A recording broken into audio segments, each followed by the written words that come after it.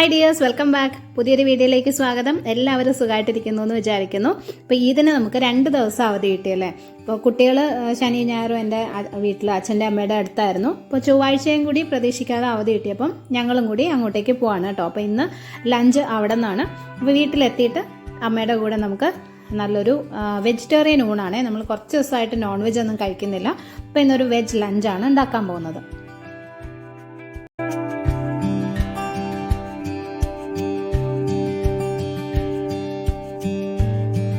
അപ്പോൾ ഞാൻ നേരത്തെ തന്നെ അമ്മയോട് പറഞ്ഞിട്ടുണ്ടായിരുന്നു വീഡിയോ എടുക്കണമെന്ന്. അപ്പോൾ അതുകൊണ്ട് അമ്മ കുറച്ച് സാധനങ്ങളൊക്കെ റെഡിയാക്കി വെച്ചിട്ടുണ്ട്. കുറച്ച് ചെറുപയർ വെള്ളത്തിലിട്ട് വെച്ചു, പിന്നെ ചെറിയ ഉള്ളിയൊക്കെ വൃത്തിയാക്കിയൊക്കെ വെച്ചിട്ടുണ്ട് കേട്ടോ. അപ്പോൾ നമ്മളിന്നൊരു തീയൽ ഉണ്ടാക്കുന്നുണ്ട്. നമുക്കിവിടെ വീട്ടിൽ തന്നെ ഉണ്ടായ കുറച്ച് അച്ചിങ്ങാപ്പയർ ഇരിപ്പുണ്ടായിരുന്നു. ഒരു 10-15 എണ്ണേ ഉള്ളൂ. അതും ചെറിയ ഉള്ളിയും കൂടി ഇട്ടിട്ട് തീയലുണ്ടാക്കാൻ പോകാം കേട്ടോ. ഈ പയർ മെഴുക്കുവരട്ടി മാത്രം ഉണ്ടാക്കാനായിട്ടൊന്നും ഇല്ലല്ലോ, കുറച്ചല്ലേ ഉള്ളൂ. അപ്പോൾ അങ്ങനെയൊക്കെ കിട്ടുമ്പോൾ അമ്മ ഉള്ളിയും കൂടെ ചേർത്ത് ഇങ്ങനെ തീയലൊക്കെ ഉണ്ടാക്കുകയാണ് ചെയ്യുന്നത്. അപ്പോൾ അത് ചെറിയ കഷ്ണങ്ങളായിട്ട് ഇങ്ങനെ മുറിച്ചെടുക്കുകയാണ്.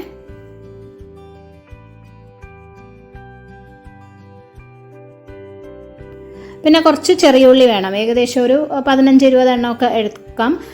ഉള്ളി കുറച്ച് കൂടുതൽ ചേർത്താലും നല്ല ടേസ്റ്റ് ആയിരിക്കും. അപ്പോൾ ഓരോന്നും ഇങ്ങനെ 2ആയിട്ടൊന്ന് മുറിച്ച് ഇട്ട് കൊടുത്താൽ മതി. പിന്നെ തീയലിന് വേണ്ട തേങ്ങ അമ്മ നേരത്തെ തന്നെ വറുത്ത് വെച്ചിട്ടുണ്ട് കേട്ടോ. ഞാൻ പല വീഡിയോസിലും മുന്നേ പറഞ്ഞിട്ടുള്ളതാണ്.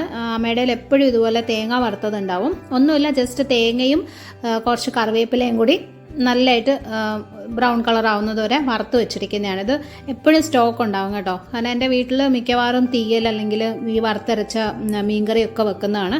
അപ്പോൾ അതുകൊണ്ട് അമ്മ ഇത് എപ്പോഴും റെഡിയാക്കി വെക്കും. അപ്പോൾ ഇനി നമുക്ക് പൊടികളൊന്ന് മൂപ്പിച്ചെടുക്കണം. തേങ്ങ നേരത്തെ വറുത്ത് വെച്ചിട്ടുണ്ടല്ലോ, അപ്പോൾ പൊടികൾ മാത്രം ഇട്ടിട്ട് ഒന്ന് മൂപ്പിച്ചെടുക്കാം. പാൻ വെച്ചിട്ട് അതിനകത്തേക്ക് 4 വലിയ സ്പൂൺ മുളക് പൊടിയും 4 വലിയ സ്പൂൺ മല്ലിപ്പൊടിയും ഇട്ട് കൊടുക്കാം. എന്നിട്ട് ചെറിയ തീയിൽ വെച്ച് ഇത് നന്നായിട്ടൊന്ന് മൂപ്പിച്ചെടുക്കാം. അത് കരിഞ്ഞു പോകരുത്, പൊടി മൂത്ത നല്ലൊരു മണം വരണം. നിങ്ങൾ തേങ്ങ ഈ തീയലുണ്ടാക്കുന്ന സമയത്താണ് വറുക്കുന്നതെങ്കിൽ ഒരു 1/2 മുറി തേങ്ങയും കുറച്ച് കറിവേപ്പിലയും കൂടി നല്ല ബ്രൗൺ കളർ ആവുന്നത് വരെ വറുക്കണം. എന്നിട്ട് ലാസ്റ്റ് ഈ മല്ലിപ്പൊടിയും മുളക് പൊടിയും കൂടെ ചേർത്ത് അതും കൂടി ഒന്ന് മൂത്ത് വരുമ്പോൾ ഓഫ് ചെയ്താൽ മതി കേട്ടോ. ഓക്കെ, ഇപ്പോൾ പൊടികളൊക്കെ മൂത്ത് നല്ല ഒരു മണം വന്നിട്ടുണ്ട്. നമുക്ക് സ്റ്റൗ ഓഫ് ചെയ്തിട്ട് അരപ്പ് റെഡിയാക്കാം. ഒരു മിക്സി ജാറിലോട്ട് വറുത്ത് വെച്ചിരിക്കുന്ന തേങ്ങയും കറിവേപ്പിലയും കൂടി വറുത്തത്, ഒരു ചെറിയ തേങ്ങയുടെ പകുതിയാണ് കേട്ടോ. പിന്നെ വറുത്ത് വെച്ച മുളക് പൊടിയും മല്ലിപ്പൊടിയും ഇടാം. ഇനി ഇതിനകത്തേക്ക് കുറച്ച് വാളംപുളി, ഒരു ചെറിയ നെല്ലിക്കയുടെ വലിപ്പത്തിനുള്ള പുളിയും കൂടെ ചേർത്താണ് അമ്മ എപ്പോഴും അരയ്ക്കുന്നത്. അപ്പോൾ അതല്ലാന്നുണ്ടെങ്കിൽ പിന്നെ ഗ്രേവിയിലോട്ട് പുളി വെള്ളം ഒഴിച്ചു കൊടുത്താലും മതി, അത് നിങ്ങളുടെ ഇഷ്ടം പോലെ ചെയ്യാം.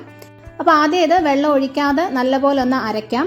പിന്നെ നന്നായിട്ടൊന്ന് അരഞ്ഞ് കഴിഞ്ഞതിന് ശേഷം കുറച്ചും കൂടി വെള്ളം ഒഴിച്ചിട്ട് അരച്ചാൽ മതി കേട്ടോ. ചിലർ ഒട്ടും വെള്ളം ഒഴിക്കാതെ ആ തേങ്ങയുടെ എണ്ണയുണ്ടല്ലോ അതിൽ തന്നെ അരച്ചെടുക്കും. അമ്മ എപ്പോഴും കുറച്ച് വെള്ളവും കൂടി ചേർത്തിട്ടാണ് നല്ലൊരു പേസ്റ്റായിട്ട് അരച്ചെടുക്കുന്നത്. ഒട്ടും തരി ഉണ്ടാവരുത്. ഇതുപോലെ നല്ല സ്മൂത്തായിട്ട് അരച്ചു വെച്ചു. ഇനി ഒരു മൺചട്ടി വെച്ചിട്ട് അതിനകത്തേക്ക് കുറച്ച് വെളിച്ചെണ്ണ ഒഴിച്ചു കൊടുക്കാം. ഓക്കെ, നല്ല നാടൻ ടേസ്റ്റ് ആയിരിക്കണം. അപ്പോൾ വെളിച്ചെണ്ണ തന്നെ ഉപയോഗിക്കാം. എണ്ണ ചൂടാകുമ്പോൾ അതിനകത്തേക്കൊരു 1 ടീസ്പൂണോളം കടുക് ഇട്ട് കൊടുക്കാം. കടുകൊന്ന് പൊട്ടിക്കഴിയുമ്പം 1/4 ടീസ്പൂൺ ഉലുവ, 1/4 ടീസ്പൂൺ മുതൽ 1/2 ടീസ്പൂൺ അളവിൽ ഉലുവ, 2 വറ്റൽ മുളക്, കുറച്ച് കറിവേപ്പില, 1 തണ്ട് കറിവേപ്പിലയും കൂടി ഇട്ടു.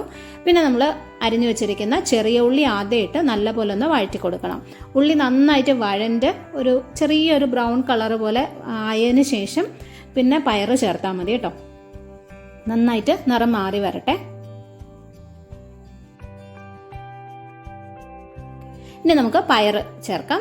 പയറും കൂടി ഇട്ടിട്ട് അതും നല്ലപോലെ ഒന്ന് വഴറ്റിയെടുക്കുക. ചെറുതായിട്ടൊന്ന് വാടിയാൽ മതി.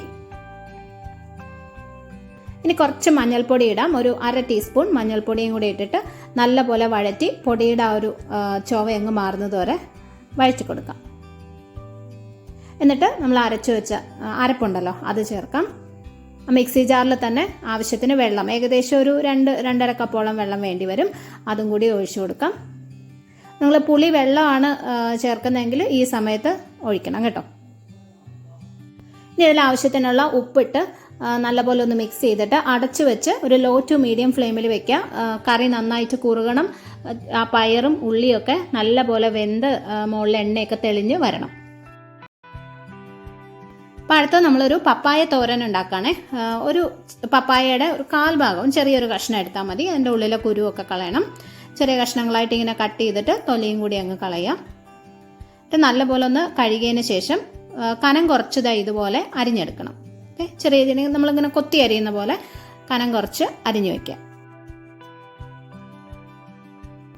അരിഞ്ഞു കഴിഞ്ഞിട്ട് പിന്നെ ഇത് 2-3 പ്രാവശ്യം നന്നായിട്ട് കഴുകിയെടുക്കണം കേട്ടോ. കാരണം പപ്പായയിൽ കറ ഉണ്ടാവും.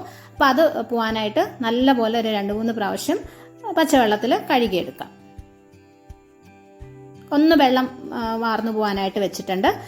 ആ സമയത്ത് നമുക്ക് അരപ്പ് റെഡിയാക്കാം. അപ്പോൾ ഒരു മിക്സി ജാറിലൊരു 5 ടേബിൾ സ്പൂണോളം തേങ്ങ എടുത്തിട്ടുണ്ട്. അതിനകത്തേക്ക് 1/2 ടീസ്പൂൺ മഞ്ഞൾപ്പൊടിയും ഏകദേശം 1/2 ടീസ്പൂണോളം തന്നെ ചെറിയ ജീരകവും പിന്നെ ഒരു 2 ചെറിയ ഉള്ളിയും ഒരു 2-3 അല്ലി വെളുത്തുള്ളിയും ഇതുപോലെ ചെറുതായിട്ടൊന്ന് അരിഞ്ഞിട്ട് അതും കൂടി ഇട്ടു.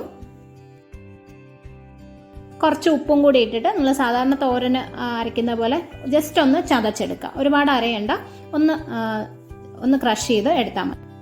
ഒരു പാനിൽ കുറച്ച് എണ്ണ ഒഴിച്ചു. വെളിച്ചെണ്ണയാണ്. എണ്ണ ചൂടാകുമ്പം ഒരല്പം കടുകിട്ടു. പിന്നെ ഒരു 2-3 ചെറിയ ഉള്ളി ചെറുതായിട്ട് അരിഞ്ഞിട്ടു. അതിൻ്റെ കൂടെ തന്നെ 1 ടേബിൾ സ്പൂൺ ഉഴുന്ന് പരിപ്പ്, ദോശയ്ക്ക് കരയ്ക്കുന്ന ഉഴുന്നുണ്ടല്ലോ, അതും കൂടി ഇട്ടിട്ട് നല്ല പോലെ ഒന്ന് മൂപ്പിച്ചെടുക്കുക. ഉഴുന്നും ചെറിയ ഉള്ളി നന്നായിട്ടൊന്ന് മൂത്ത് വരണം. ഈ ഉഴുന്ന് ചേർക്കുന്നത് നല്ലൊരു ടേസ്റ്റാണ് കേട്ടോ. അപ്പോൾ ഉഴുന്ന ഉള്ളിയും ഇതുപോലെ നന്നായിട്ട് ഒന്ന് ബ്രൗൺ ആയി കഴിയുമ്പം 1-2 വറ്റൽ മുളകും കുറച്ച് കറിവേപ്പിലയും കൂടി ഇട്ടു. പിന്നെ നമ്മൾ അരിഞ്ഞു വെച്ചിരിക്കുന്ന പപ്പായ ഉണ്ടല്ലോ അത് ചേർത്ത് കൊടുക്കുക. ഇതിനകത്ത് സവോള ഇടുന്നില്ല കേട്ടോ. നമ്മൾ ആ അരപ്പിൽ 2 ചെറിയ ഉള്ളി ചേർത്തിട്ടുണ്ട്, അത് മാത്രമേ ഉള്ളൂ. ഒന്ന് നല്ലപോലെ വഴറ്റി കൊടുക്കുക എണ്ണയിൽ. ഇതിൻ്റെ കൂടെ തന്നെ റെഡിയാക്കി വെച്ച അരപ്പും കൂടി ചേർക്കാം കേട്ടോ. പപ്പായ പെട്ടെന്ന് വേവും, ഒരു 5-6 മിനിറ്റ് കൊണ്ട് തന്നെ വെന്ത് കിട്ടും. അപ്പോൾ ആദ്യമേ അരപ്പും കൂടി ചേർത്തിട്ട് നല്ലപോലെ മിക്സ് ചെയ്ത് വെച്ചാൽ മതി. ഇനി ഇതിനകത്ത് ഒരു സാധനം കൂടി ചേർക്കുന്നുണ്ട്, കുറച്ച് ചെറുപയർ. ഒരു 1/4 കപ്പ് ചെറുപയർ നേരത്തെ ഞാൻ ആദ്യം കാണിച്ചായിരുന്നല്ലോ. കുറച്ച് നേരം ഒന്ന് വെള്ളത്തിൽ ഒരു 1 മണിക്കൂർ വെള്ളത്തിൽ ഇട്ട് വെച്ചിട്ടുണ്ടായിരുന്നു. എന്നിട്ട് ഉപ്പിട്ട് ഒന്ന് വേവിച്ചെടുത്തതാണ്. കുക്കറിലോ അല്ലെങ്കിൽ വെറുതെ പാനിലിട്ട് വേവിച്ചാൽ മതി. അതും കൂടി മിക്സ് ചെയ്തിട്ട് നമുക്ക് ചെറിയ തീയിൽ ഇതുപോലെ ഒന്ന് മൂടി വെച്ച് വേവിക്കാം, കൂട്ടി വെച്ച് വേവിക്കാം. ഉപ്പ് ഇപ്പോൾ ചേർക്കുന്നില്ല, കാരണം ചെറുപയർ വേവിച്ചപ്പോൾ ഉപ്പിട്ടിട്ടുണ്ട്. പിന്നെ അരപ്പിലും ഉപ്പ് ചേർത്തിട്ടുണ്ട്. കുറച്ചൊന്ന് വെന്ത് കഴിഞ്ഞിട്ട് നോക്കിയിട്ട് വേണമെങ്കിൽ ചേർത്ത് കൊടുക്കാം കേട്ടോ.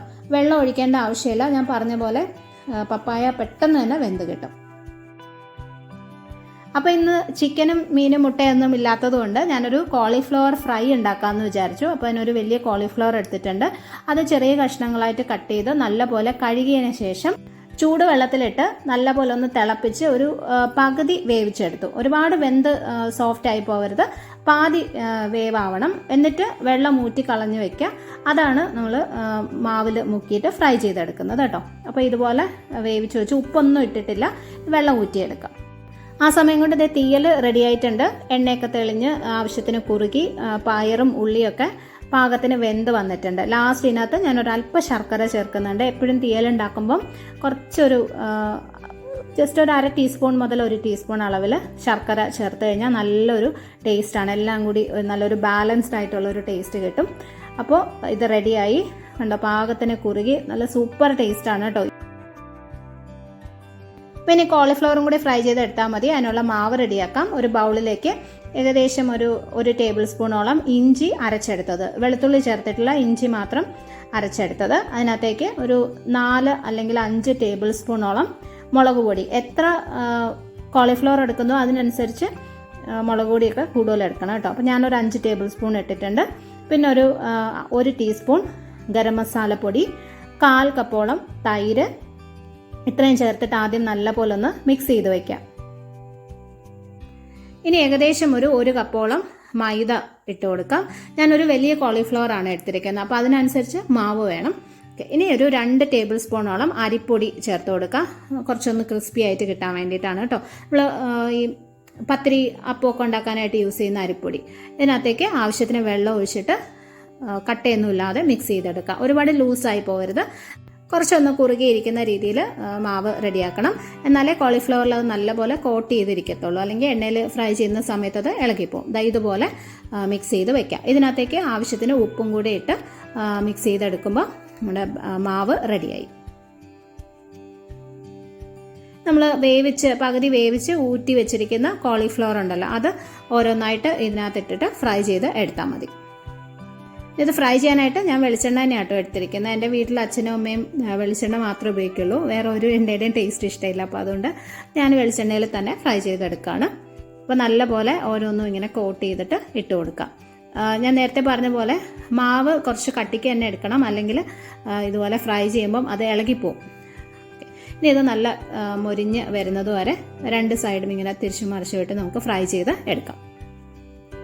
പെട്ടെന്ന് വേവും, കോളിഫ്ലവർ ഏകദേശം പകുതി വെന്തതാണല്ലോ, അപ്പോൾ പെട്ടെന്ന് തന്നെ ഫ്രൈ ആയി കിട്ടും. ഇനി ഇത് എടുക്കുന്നതിന് കുറച്ച് മുന്നേ, എണ്ണയിൽ നിന്ന് മാറ്റുന്നതിന് കുറച്ച് മുന്നേ ഒരല്പം കറിവേപ്പില ഒന്ന് ഇട്ട് കൊടുക്കാം. ആ കറിവേപ്പിലയും കൂടി എണ്ണയിൽ കിടന്നൊന്ന് മൊരിയുമ്പോൾ അതിന് നല്ലൊരു ടേസ്റ്റ് കിട്ടും കേട്ടോ, ഒരു ഫ്ലേവറും കൂടി വരും. അപ്പോൾ ഓരോ പ്രാവശ്യവും നമ്മൾ ഫ്രൈ ചെയ്ത് എടുക്കുന്നതിന് മുന്നേ കുറച്ച് കറിവേപ്പില ഇട്ട് കൊടുത്താൽ മതി. ഇത് നല്ല ക്രിസ്പി ആയിട്ട് വരുമ്പോൾ എണ്ണയിൽ നിന്ന് മാറ്റാം. നല്ല ടേസ്റ്റാണ് കേട്ടോ. ഇത് വെറുതെ കഴിക്കാനും ഒക്കെ കുട്ടികൾക്ക് നല്ല ഇഷ്ടമായിരിക്കും, ഒരു സ്നാക്കായിട്ടൊക്കെ. അല്ലെങ്കിൽ ഇതുപോലെ വേറെ ചിക്കനോ ഫിഷോ ഒന്നും ഇല്ലാത്ത സമയത്ത് ചോറിൻ്റെ കൂടെയൊക്കെ കഴിക്കാനും നല്ല ടേസ്റ്റിയാണ്. ഇതുപോലെ തന്നെ ബാക്കിയിരിക്കുന്നതും ഫ്രൈ ചെയ്തെടുക്കുകയാണ്.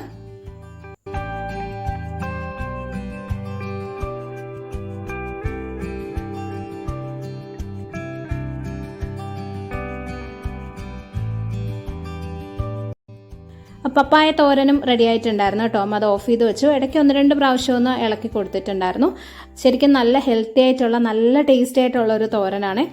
പപ്പായൊക്കെ നമുക്ക് എപ്പോഴും ഇഷ്ടം പോലെ കിട്ടുന്നതല്ലേ, അപ്പം അമ്മ ഇത് മിക്കവാറും വീട്ടിലുണ്ടാക്കുന്നതാണ്. ഈ ചെറുപയറും കൂടെ ചേർത്ത് ഉണ്ടാക്കുമ്പോൾ അതിനൊരു നല്ല ടേസ്റ്റാണ്. നിങ്ങൾ ട്രൈ ചെയ്ത് നോക്കണം.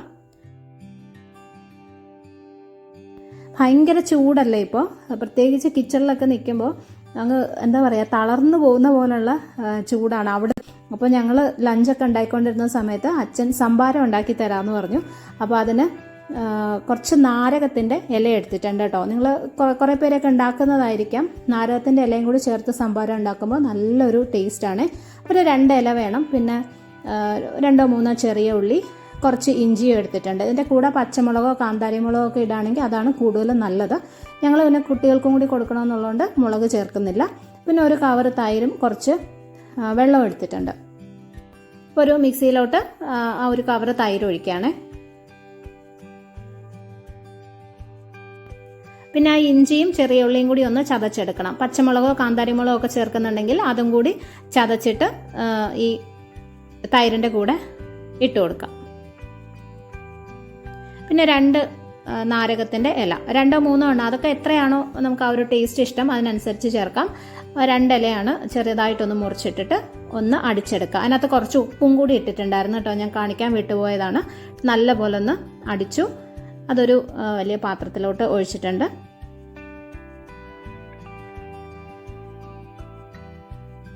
ഇനി ആവശ്യത്തിന് തണുത്ത വെള്ളം ഒഴിച്ചു കൊടുക്കുക. എത്ര ലൂസ് ആക്കണമെന്നൊക്കെയുള്ള നമ്മുടെ ഇഷ്ടമാണ് കേട്ടോ. അതിനങ്ങനെ കൃത്യമായിട്ടൊരു അളവൊന്നും നോക്കേണ്ട ആവശ്യമില്ല. ആവശ്യത്തിന് വെള്ളം ഒഴിച്ചു കൊടുക്കാം. പിന്നെ ഉപ്പ് നോക്കിയിട്ട് വേണമെങ്കിൽ കൂടുതൽ ചേർക്കാം. ഇത്രയേ ഉള്ളൂ, സംഭാരം റെഡി. സൂപ്പർ ടേസ്റ്റാണ് കേട്ടോ. ശരിക്കും ആ നാരകത്തിൻ്റെ ആ ഒരു ഇലയുടെ ഒരു ടേസ്റ്റ് ഉണ്ടല്ലോ, അതാണ് മുന്നിട്ട് നിൽക്കുന്നത്. ശരിക്കും ഈ നല്ല ചൂടുള്ള സമയത്ത് നമ്മൾ പഞ്ചസാരയൊക്കെ ഇട്ട് നാരങ്ങ വെള്ളം അല്ലെങ്കിൽ ജ്യൂസൊക്കെ കുടിക്കുന്നേക്കാളും ഒരു സംഭാരം കുടിക്കുമ്പോൾ ഉള്ളൊരു ആശ്വാസമാണ് കേട്ടോ. സൂപ്പർ ടേസ്റ്റുമായിരുന്നു. അത് കുടിച്ചു കഴിയുമ്പോൾ നല്ലൊരു എനർജിയൊക്കെ കിട്ടുന്ന പോലെ തോന്നും. നിങ്ങൾ ട്രൈ ചെയ്ത് നോക്കണം.